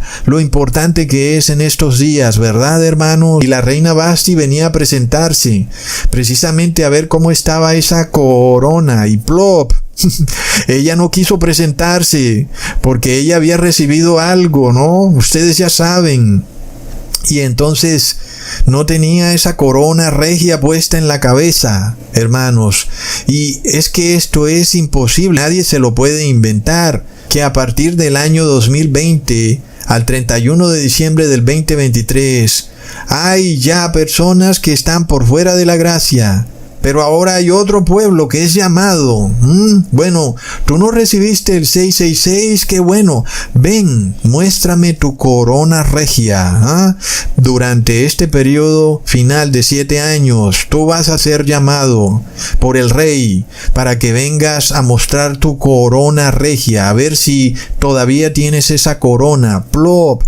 Y entonces tú empiezas a ser parte del remanente final. Porque hemos visto cómo se han venido dando remanentes del pueblo a través de la historia. Y hasta el 31 de diciembre del 2023, el 65% de la población mundial quedó por fuera del tiempo de gracia. Y queda un remanente, un 35% de la población mundial. Y ahora ellos empiezan a ser llamados, ven a mostrarme tu corona. Y este es el pueblo remanente. Leamos en Romanos capítulo 11 versículo 5. Así también aún en este tiempo ha quedado un remanente escogido por gracia. Hermanos, esto no se lo inventa nadie. Pero por supuesto que este remanente que ha quedado debe ser probado para ver si realmente tiene esa corona. Y algunos representan a la reina Vasti, una reina que parece que hace parte del pueblo de Dios. Ella parece que es la esposa de Cristo, pero cuando la llaman, ella dice, no, yo no soy ninguna esposa, a mí déjame aquí tranquila. ¡Plop! Leamos en Esther capítulo 1 versículo 16. Y dijo Memucán delante del rey y de los príncipes, no solamente contra el rey ha pecado la reina Vasti, sino contra todos los príncipes y contra todos los pueblos que hay en todas las provincias del rey Asuero. ¡Plop! Hermanos, la reina Vasti ahora comete un pecado distinto. Es un pecado público. Es un pecado que no es secreto, privado, en su habitación, no. Es un pecado que todo el mundo lo ve. ¿Qué pasa? ¿La reina Vasti está haciendo eso? Recontraplop. Leamos en Primera de Juan capítulo 3 versículo 4. Todo aquel que comete pecado infringe también la ley, pues el pecado es infracción de la ley. Muchos se preguntan por qué vamos hacia un sistema en donde nuestra identidad será pública, ya no será privada. Hermanos, muchos piensan que esto es algo que tenemos que evitar, pero no lo vamos a poder evitar, hermanos. Nuestra identidad no puede quedar escondida, porque nosotros tendremos que dar testimonio público. Plop. Y la reina Vasti no quiso dar testimonio público, pero también vemos que su pecado fue público. La reina Vasti representa a un pueblo que parecía que era el pueblo de Dios. Todo el mundo decía, sí, ella es hija de Dios, tan linda la muchacha, pero plop. Cuando la llamó el rey, la muchacha se escondió porque tenía su pecadillo. Entonces todo el mundo se dio cuenta porque el rey la llamó en una fiesta muy importante. Hermanos, se esperaba que ella se presentara, pero no se presentó, hermanos. Entonces parecía que ella era la reina bendecida y ella tal vez así se consideraba. Yo tengo la bendición de Dios. Y por eso tal vez ella decidió abusar de esa posición privilegiada, porque recibía la luz del Evangelio y nadie más podía saber lo que ella sabía. Pero entonces ella cayó de la gracia. Miremos, hermanos, el gravísimo error que comete la reina Vasti. Ella no solo desobedece al rey, no, es que ahora el problema es que su pecado es público. Plop. Como bien dice el siervo del rey, todos los miembros del reino vieron la desobediencia manifiesta de la reina Vasti. Ella misma la hizo pública. Hermanos, ¿acaso lo que ocurrirá con el nombre, el número y la marca de la bestia será privado o será algo que será público? Todo el mundo sabrá qué es lo que tú vas a hacer. No va a ser algo que te vas a quedar calladito ahí con tu pecado. No, todo el mundo se enterará cuál fue tu decisión con respecto a esas crisis. Cuando tú decidas ir a la iglesia en domingo, eso será público. Cuando decidas adorar a la Trinidad, eso será público. Y cuando decidas recibir el 666 o el bautismo negro, eso va a ser público. Todo el mundo lo va a saber. Y el pecado no será solo contra el rey, sino que habrás pecado contra toda la iglesia, contra el cielo, contra los ángeles. Así como Judas, su pecado, aunque él lo cometió en privado, fue conocido por todo el mundo, fue público. Lo vemos, hermanos. Entonces, claro que en un inicio el pecado se concibe en secreto, pero muchas veces permanece ahí en secretico. Pero ahora la cosa cambia, hermanos. La reina Vasti es llamada cuando ella menos se lo esperaba. Me la imagino en su cuarto empelotada, cuando de repente recibe el llamado del rey y ella no podía asistir porque no tenía ni corona ni vestido. Entonces, hermanos, ahí es cuando empieza un terrible desaire, una blasfemia imperdonable que comete la reina Vasti. Y las personas se dan cuenta porque el rey quedó ahí aburrido, plantado en solitario. ¿Y qué pasó con la esposa del rey? ¡Oh, no! Esto, hermanos, nos revela que pronto viene una crisis en donde la decisión que va a tomar cada quien se hará pública. Y el hermano que pensaba que estaba ahí escondidito pronto tendrá que decir en público lo que piensa. Pronto va a ser así. Cuando él revele su pecado ya no será secreto, su pecado será público. Leamos en el versículo 19 del mismo capítulo. Si parece bien al rey, salga un decreto real de vuestra majestad y se escriba entre las leyes de Persia y de Media, para que no sea quebrantado, que Vasti no venga más delante del rey Asuero, y el rey haga reina a otra que sea mejor que ella. Oh, no, hermanos, porque las personas van a culpar a Dios, a decirle, ¿por qué finalizaste el tiempo de gracia, Dios? Pero resulta que el pecado de la reina Vasti es con todo el reino. Ahora el pecado es contra los ángeles, contra los 4 querubines, contra el pueblo santo de Dios. Y entonces el rey tiene que sacar también un decreto público y no puede retractarse. Es decir, que el fin de la gracia para la reina Vasti ha llegado. Entonces, ¿qué pasa, hermanos? Pues esto va a ocurrir antes del 2031. Porque como ya vimos, la fiesta estaba muy chévere, el rey se estaba tomando sus vinos y de repente, ¿qué pasó aquí? La reina no quiere presentarse ante el rey. Oh, no. ¿Será que el rey huele feo, tal vez? Vemos, es un terrible desplante. Hermanos, leamos en el versículo 20. Y el decreto que dicte el rey será oído en todo su reino, aunque es grande, y todas las mujeres darán honra a sus maridos, desde el mayor hasta el menor. Plop. Leamos en el versículo 22. Pues envió cartas a todas las provincias del rey, a cada provincia conforme a su escritura, y a cada pueblo conforme a su lenguaje, diciendo que todo hombre afirmase su autoridad en su casa, y que se publicase esto en la lengua de su pueblo. Si esto no es público, yo no sé qué más será público, hermanos. Entonces, si tú te las andas tirando, no sé de qué, yo te digo más bien quédate con tu pecado ahí en silencio, reflexionando, y trata de que Dios te dé luz para que te ilumine en lo que estás haciendo, pero no vengas a andar publicando cosas que van contrarias a Dios. Porque hay una diferencia muy grande cuando tú haces ciertas cosas públicas. No andes publicando tu pecado. Es de locos, hermanos, pero esta gente no entiende.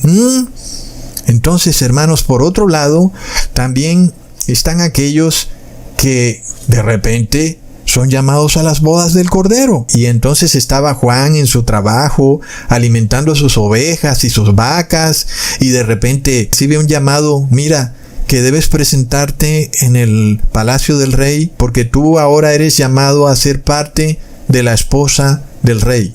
Y Juan como que, pero no era Vasti, porque yo no sé cómo es eso. Se supone que era Vasti. No, ya no es Vasti. Y ahora tú eres llamado. Y Juan dice: pues claro, vamos para allá de inmediato, hermanos. Pero es un llamado inesperado. Tú no sabías de eso, ni tampoco te lo merecías, porque te llaman ahí sin tú haber hecho nada.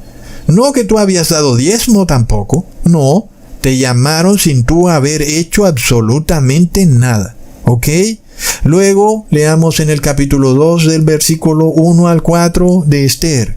Y dijeron los criados del rey, sus cortesanos: busquen para el rey jóvenes vírgenes. ¿Te recuerdan a los 144,000 que son vírgenes? Y se dice claramente que son hombres. Obvio que no hablamos en términos de vírgenes literales, aunque aquí se habla de vírgenes literales, pero tú puedes mirar la analogía perfecta entre los 144,000 y este llamado del rey Asuero al final de este pequeño último periodo de gracia, estos 7 últimos años. Y se llaman a 144,000 jóvenes vírgenes de buen parecer. Y ponga el rey personas en todas las provincias de su reino, que lleven a todas las jóvenes vírgenes de buen parecer a Susa, residencia real, a la casa de las mujeres, al cuidado de Hegai, eunuco del rey, guarda de las mujeres, y que les den sus atavíos, y la doncella que agrade a los ojos del rey, reine en lugar de Vasti. Y esto agradó a los ojos del rey, y lo hizo así. Entonces, aquí viene otra iglesia, porque las otras iglesias cayeron en apostasía y no tenían corona, porque llegó la crisis del corona y se mostró que estaban muertas de miedo y no se presentaron ante el rey, cerraron sus iglesias. ¿Entiendes? Amigo, tu iglesia cerró sus puertas. Entonces tu iglesia es la reina Vasti, ¿ok? ¿Qué pasa, hermanos? Ahora una nueva iglesia es llamada para convertirse en la esposa del Señor Jesús. Pero por supuesto que ella también debe ser probada, a ver si no va a retener su corona. Porque luego también puede pasar eso, ¿verdad, hermanos? Leamos la prueba de muerte que se acerca en Apocalipsis 13, versículo 15. Y se le permitió infundir aliento a la imagen de la bestia, para que la imagen hablase e hiciese matar a todo el que no la adorase. Hermanos, yo pregunto, ¿alguno de ustedes ha escuchado este mensaje, esta prédica en otra iglesia? Porque si es así, vayan y sigan los ritos y ceremonias de esas otras iglesias. Pero si solamente lo han escuchado aquí y lo que yo he dicho se ha cumplido, entonces libérense de los ritos y de las ceremonias, porque hermanos, así como a nosotros nos viene una crisis en donde hay una pena de muerte si no obedecemos los decretos de la bestia romana, así también a la reina Esther le llegó también una crisis, una pena de muerte que también recaía sobre sus cabezas, pero ella pudo haberse quedado callada, ¿verdad, hermanos? Porque ella estaba en una posición privilegiada, pues ella estaba dentro del palacio del rey y se suponía que el rey la amaba. ¿Acaso no podía ella pensar que tal vez los otros judíos morirían, pero ella no, porque ella era la esposa del rey, y que entonces ella pues mejor se quedaba callada y que pasara lo que tuviera que pasar? Hermanos, ella pudo haber pensado eso, pero no. Ella salió a expresar, a hablar en público lo que estaba ocurriendo. Es decir, que ella dio testimonio público cuando entró a la recámara del rey y le dijo al rey: mira, este Amán, que es tu siervo, pretende matar a todos los judíos, inclusive a mí. Y entonces ella dio testimonio de su honestidad, porque pudo haberse quedado callada, ¿verdad? ¿Qué pasa? Nosotros estamos dando testimonio de nuestra honestidad, o nos estamos quedando calladitos con nuestros pecados, hermanos. Y si pensamos que vamos a salirnos con la nuestra y nos vamos a librar del problema porque estamos calladitos, estamos probando que no somos la iglesia de Cristo, sino que somos igual que la reina Vasti, que se quedó calladita en su recámara y no se presentó ante el rey. Porque, hermanos, es que en aquellas épocas tú debías obedecer al rey o había una pena de muerte. Tal vez la reina Vasti lo sabía muy bien y sabía que había hecho ciertas cosas que de saberse le terminarían costando la vida. Hermanos, el tema central es que la reina Vasti no fue sincera, y vemos que Esther se presenta sin ella merecerlo en el palacio del rey, sin que ella supiera que ese llamado le iba a llegar, sin que ella hubiera hecho nada para merecerlo. Pero luego que vemos en Esther, vemos que igual, aunque todo parecía un cuento de hadas, de esos que se nos presentan en los dibujos animados de Disney, la realidad es que la reina Esther fue probada para ver si era una mujer honesta. Hermanos, en este caso, cuando la reina Esther se entera de que hay una pena de muerte sobre su pueblo, ella pudo haberse quedado callada, hermanos. Pudo tratar de hacer que su testimonio no fuera público. Pero no nos podemos escapar del testimonio público. Es decir, que si la reina Esther se hubiera quedado callada, públicamente se hubiera sabido que ella había traicionado a su propio pueblo, hermanos. ¿Se dan cuenta? Entonces, ¿qué pasa? El ser humano no puede visionar las consecuencias de su pecado. Cuando de repente él dice, pues yo me quedo callado, a la final yo estoy aquí con el rey y luego lo que le pase a los otros allá afuera no es mi problema. Pero entonces ella, siendo parte del mismo pueblo judío, hubiera quedado como una mujer traicionera, porque pudiendo haber hecho algo desde su posición, no lo hizo y se quedó callada. Entonces, ¿qué pasa? Si esta mujer traiciona a su propia sangre, ¿cuánto más está dispuesta a traicionar al rey, verdad, hermanos? Por supuesto que el rey hubiera tenido que aceptar que ella también hubiera sido muerta bajo esa pena de muerte, porque ella misma hubiera sido prueba viviente de que en efecto no era una persona buena, y de esa forma hubiera inclusive traído mucha vergüenza a su propio pueblo, pues el pueblo hebreo tenía una mujer reina dentro del palacio del rey y ni siquiera ella era capaz de apoyar a su propio pueblo. ¿Cuántos judíos no son así, hermanos? Y algunas personas quieren hacernos creer que todos los judíos son así, pero no. Vemos que la reina Esther era una judía honesta y pura, y que no traicionó a su pueblo, así como Jesús tampoco se quedó calladito en su palacio mientras él veía cómo el imperio romano se preparaba para arrasar completamente a Jerusalén. Jesús tuvo que bajarse de su riqueza celestial y convertirse en ser humano para tratar de salvar a quienes quisieran ser salvados. Jesús hizo lo mismo que la reina Esther. Él estuvo dispuesto a dar testimonio público por su pueblo, y por eso Jesús espera que su esposa esté dispuesta a dar testimonio público, no solo por Jesús, sino por el pueblo, por sus hermanos. Que no se quede callada con su pecado, sino que públicamente se arrepienta de sus pecados y se aferre a la ley de Dios, no importa lo que pase. Fue lo que hizo la reina Esther, hermanos, no importándole las consecuencias, porque ella no era nadie, había sido llamada de un momento a otro.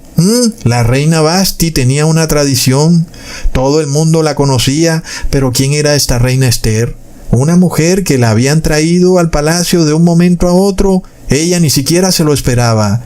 Y ahora ella, presentarse ante el rey a exigir que su decreto se echara para atrás, a revelarle los planes del malvado siervo que el rey tenía, que quería matar a todos los judíos, pues tal vez el rey no le iría a prestar atención, tal vez ella no sería lo suficientemente importante, pero ya vemos que Esther, una mujer insignificante, se convirtió en la salvadora de su pueblo. Eso es lo que Jesús quiere para ti. Tú, que eres convertido por el demonio en una persona insignificante, que tal vez tú no has logrado nada en tu vida porque el demonio te ha atacado, precisamente para que los objetivos que tú tenías planeado nunca se cumplieran. Pero ahora Jesús quiere para ti que seas importante en lo que realmente es importante. Es decir, que tú con tu vida des testimonio público de tu fe y de esa manera tus hermanos sean salvados. Y entonces el rey te dirá: ven a la gracia del Señor, ven, benditos del Padre, ven a la gloria del reino. Hermanos, es tremendo, hermanos. Apercíbete, porque el tiempo se acaba. Hasta pronto.